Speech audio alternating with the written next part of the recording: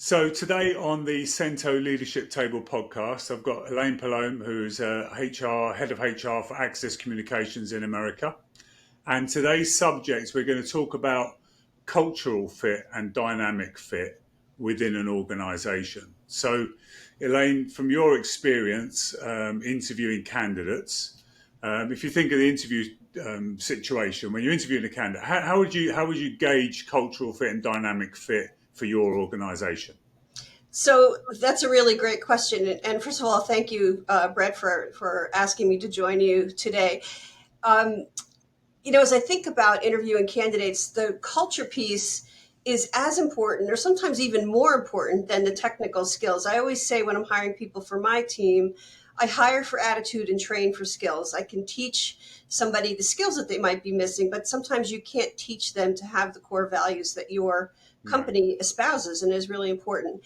So I can share with you a couple of tips or tricks that we've used here when we're interviewing people for core values fit at Axis. So we have 3 core values. And what I might suggest to your listeners is take an opportunity to write down what your values are as an organization. Things like teamwork and innovation and creativity, spontaneity, customer service orientation, whatever they might be, even if they aren't spelled out in your organization, think about those soft skills or those values that sets your company apart from other organizations who do what you do. So once you have those 3 or 4 or 5 things, then you can start drafting really good questions that will help you get at that particular skill. So I took a few minutes and I chose teamwork, for example. It's not one of the Axis core values, but I wanted to use it for illustrative purposes. Yeah. So if teamwork is important to my company, I want to find out, has that person been part of an effective team? What has been their role in being a really good team player? There's a technique called behavior-based interviewing, which your listeners might have heard of, and it's based on the premise that past behavior is a predictor of future performance. So if I've been late to the last 9 meetings with you, Brett, chances are I'm going to be late to the 10th. Yeah. And the same sort of principle applies when you're interviewing. If somebody has had that skill or that experience in the past, they're likely to repeat it. So if you think about teamwork, I might ask a question like, tell me about a successful team effort that you took part in at work. And what did you contribute that helped make that team successful? So hopefully you're setting up the candidate to give you a real life example of when they were part of a successful team and what they did as part of that successful team to make that team work. The one glitch with behavior-based interviewing is that candidates aren't used to answering questions in behavior-based format. Mm-hmm. Sometimes they'll talk about generalities. Well, when I'm a team, I'm always, when I'm part of a team, I'm always right there. I'm willing to do whatever it takes. And that might be true, but it's not giving you any information that shows you that that's actually the way they would behave. Yeah. So you might sometimes need to guide the candidate to say, hey, that's great, but give me a specific example of a team that you were on. Think of a good one. Think of a time when you had a team that was very successful and tell me about it. Paint a picture, tell me a story. And that will hopefully getting them on the right path to giving you a really good example.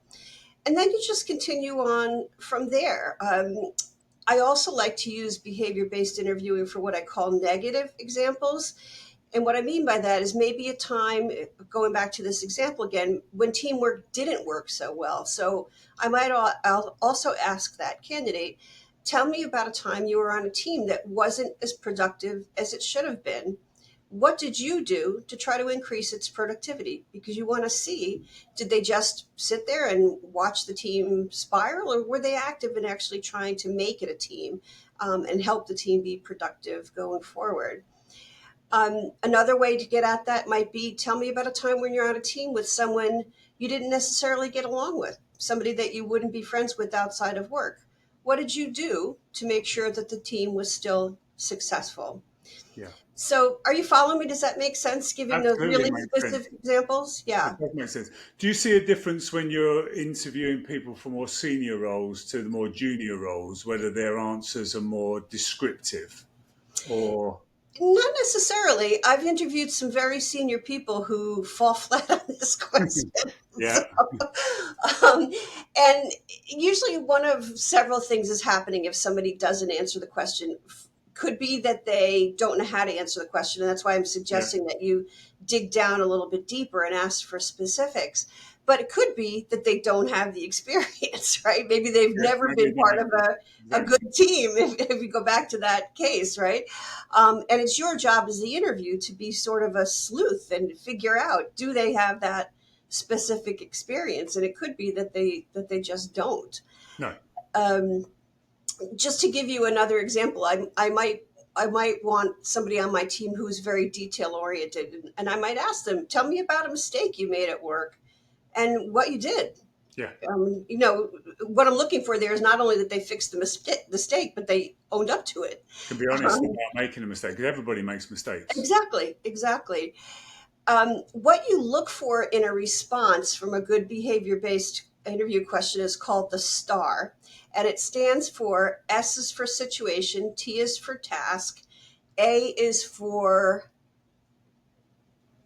I don't remember what A is for. I'm trying to remember myself because I No, do. well, but the R is for the result. So Yeah. what you're looking for in a response is that the person is giving you a specific situation, that they're telling you what they did in that situation, and they're telling you the outcome. Yeah. I swear, as soon as we hang up, I'll remember what the A is. But I think you get the main idea Yeah. is that Yeah. Exactly. you Exactly. want the detail. So And is there any again, when you're interviewing for culture and dynamics, is there any particular red flags that would warn yeah, you to make it a complete no? um, oh, that's a really good question. I mean, you do form an impression about somebody pretty quickly after you meet them. Actually, I'll give you a really good example. Yes. So I remember a number of years ago, I was the head of talent acquisition at a company local here in the Boston area. And we had somebody come in for a very senior level position. I believe it was an executive level role. And everybody loved this person. I mean, he was great. He had, great experience, great personality, really looked like he was going to be a super culture fit with our organization. All he had to do was to come in and meet with the CEO. Yeah. And the day he came in, we had to switch the interview room he was in, and the CEO was a little bit delayed in getting to meet with him. And this candidate got all upset. He was super flustered, very aggravated, and right then and there, we knew that regardless of the skills that he was going to bring to the table, if that rocked his world, he probably wasn't going to be a really good fit Yeah. with our organization. So I'm really glad he had to come in for that final interview, because chances are we might have hired him and it might have been a mistake. He also was really rude to our receptionist, and that's what really, you know, sealed the deal for me that he wasn't going to be a great fit, because there's no excuse to be rude to anybody. No, not at all. So yeah, I guess rudeness could be a red flag. Yeah. But also somebody who gets flustered at small changes. At least in that case, we knew wasn't going to be a real good fit for us. Yeah. Have you employed any technology to try and test for cultural fit?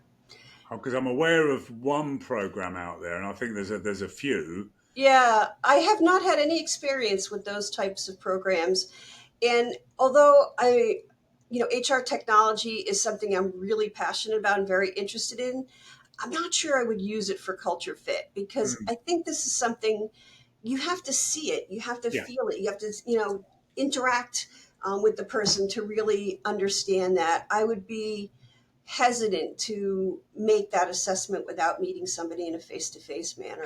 Yeah, I mean, again, this is a tool that complements the interview process as opposed to replaces it, and it'll be Mm. part of the interview process.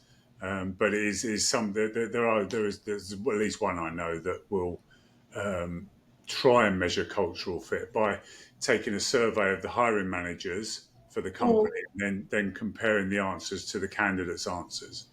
But that Interesting. also complements. And then again, coming back to the interview process, I mean, most people are doing interviews now via Teams or video link ever since COVID. Right. Um, but I mean, we reinforce to our clients that obviously you've got to have that face-to-face interview.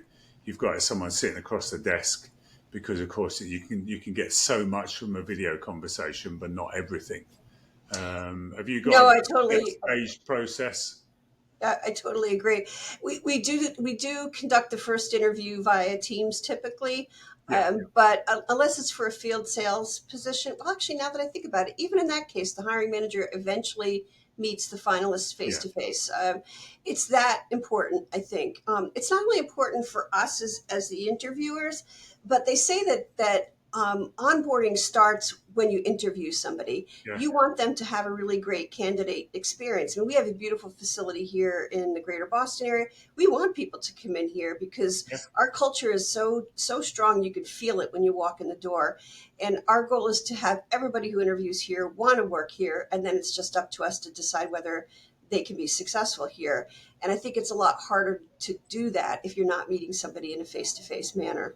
Absolutely. And if someone was unsuccessful, for argument's sake, are they then allowed to go away, improve their skill set, more training, get some more certification, then come back and apply again?